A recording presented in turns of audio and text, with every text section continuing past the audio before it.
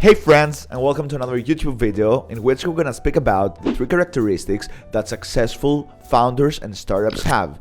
Trust me, this is not another motivational speech with full of theoretical answers. So big story short, I had a webinar the other day and I was speaking with multiple founders across different industries in the B2B SaaS space. They had listened to every podcast around entrepreneurship. They had followed all Tony Robbins' lessons, and they had also read Elon Musk's latest book, but none of them would actually understand what it takes to succeed as a startup business. Most of them thought that success was driven by hustle or passion about what you do, and those things are so true, but it's more than that. It's a practical aspect that is out there that nobody knows and nobody sees unless you spare the time to be in a startup until you realize it. So those are the 3 tips that we're gonna speak about. We're gonna speak about those things that take those theoretical factors like passion and hustle and turn them into action, that make them something robust. So let's dig deeper to this.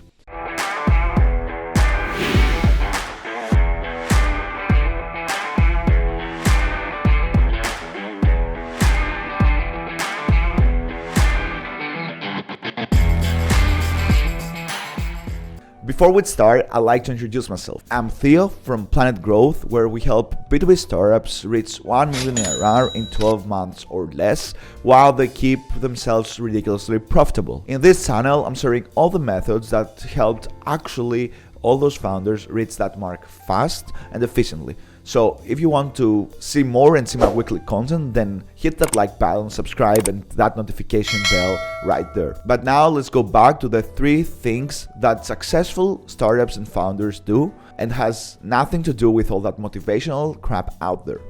Reason 1, they set tangible goals. So have you heard about hustle and about those things, the iceberg and the top of the iceberg and all the things that happen beside the iceberg? Yes, those are all true. And every single one of us would spend day and night trying to grow their business, right? But what is that if you don't have tangible goals?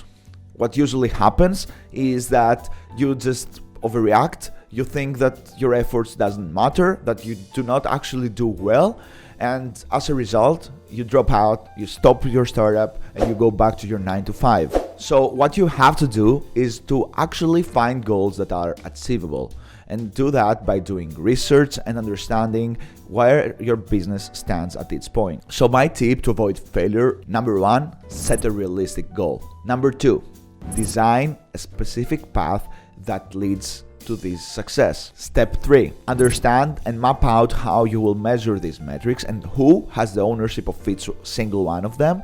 So make sure that, for example, if your goal is sales, you have a well-defined person who is responsible and has the ownership of that goal and has a predictable and easy way to see if that goal is hit or missed. And then what you need to do is, instead of having this as a yearly goal, so if you want 100 customers per year, break that down into months, break that down into weeks, make it super specific so that you know that each single week, month or day, you're still going and try to hit that goal. Turning this into a daily action enables you to actually make it tangible, and as a result, make it happen. So the reason number 2 that most founders succeed is because they actually have patience. So for example, if you get a new hire as a head of sales and the sales drop, so instead of firing them or trying to question their skills, try to dig deeper on what you need to do to change the way you work, because this person, you got him in for a specific reason, to help you grow your sales.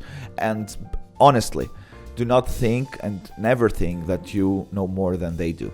What I would suggest that you do is that you actually take the effort and understand what is keeping them from their performance, what are the obstacles, discuss with them and solve those issues. Patience is key. There is no way a startup grows if you change your people every day. So please be patient, and then work will actually pay in. And how you make this tangible? Because I always want to turn theory into practice. Well, there is specific things that you need to do to ensure that you won't fall under this mistake. So when you're hiring a person or when you're hiring a vendor, make sure that you ask and you design your questions really well so that you can actually trust those people in the future. Then, during your hiring or vendoring process, make sure you have specific expectations set for those people about their program, about their schedule, about the activities that they will need to undertake, and ensure that they tick all boxes one by one. If you need to ask them about it, go ahead and do it. Nothing bad will happen. Ask them if they have sold your SaaS or your ticket at this ticket size, and if they don't, there is people out there, and you shouldn't be worried about getting someone hired, but about getting the right hire for your business. So take patience in your hiring process as well. And number 3, which is really important when it comes to patience, is respect the opinion of others and listen to them. So when I see mature organizations grow, what I see happening the most is people that actually have the capacity to undertake and understand other people's opinion. They might be their managers, but still they have the understanding that they are not the most knowledgeable in the room. There might be someone else, and that keeps an organization to live and last long and grow. Now let's go to factor number 3. And I think that this is a classic one. This is something that every founder shall have, and if not, train about. Founders need to ensure that they can actually understand finance. So when you're a founder, you have to be able to see what is the best option for your business financially wise.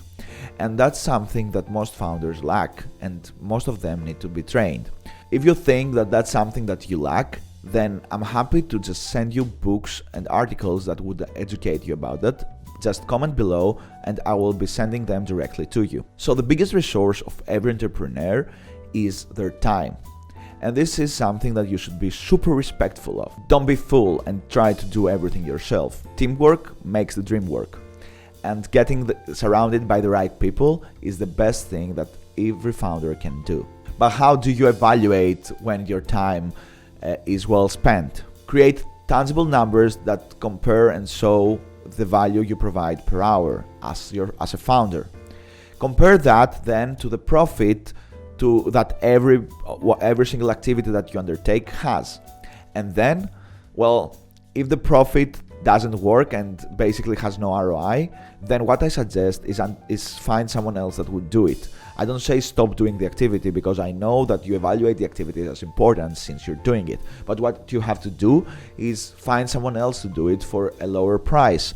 And that's something that you can use outsource websites or hire a new person to undertake the task. So that's enough from me for today. If you want to see more, then I suggest you subscribe to this YouTube channel and like this video. I will be posting videos weekly, and I will show you how you can grow your business with marketing and sales tips, as well as founder insights. So go ahead, subscribe, and thank you for watching this video until the end. Bye.